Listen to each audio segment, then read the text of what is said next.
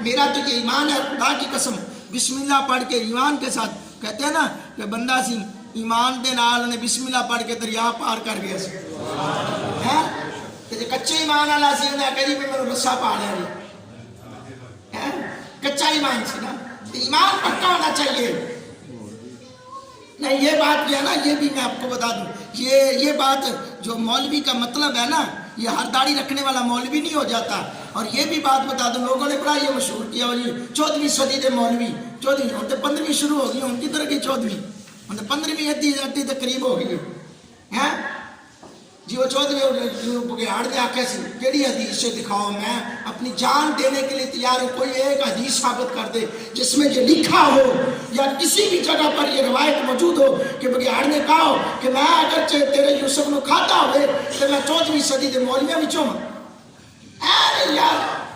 کوئی کہتا ہے جی موسیٰ بھجیا موت تو موت اگے رب دا نبی بھج سکتا ہے موت تو، جنہیں ساری زندگی کا کھا ہوئے رب تو سوا کچھ نہیں ہو سکتا، وہ موت تو پہنچ سکتا ہے۔ خدا را کیوں اپنے آپ کو کفر چلا گیا دیو؟ نبیاں تے بھی ایڈے ایڈے بڑے تانے، ایڈے ایڈے الزام۔ اللہ رب العالمین ساری حفاظت فرمائے، ساری ایمان کی حفاظت فرمائے۔ اپنی ماں بہنوں بیٹیوں کو اس بات پہ لاؤ، قرآن پڑھیں، گھر میں آپ بھی قرآن پڑھ سکتے ہیں۔ یار اس سے اچھا میں کہوں گا آپ زیادہ پڑھ لیں گے، اس سے اچھا آپ زیادہ پڑھ لیں گے۔ اپنے بچے کو کہیں یار اس کو نا چاروں کل پڑھ کے دم کر دو،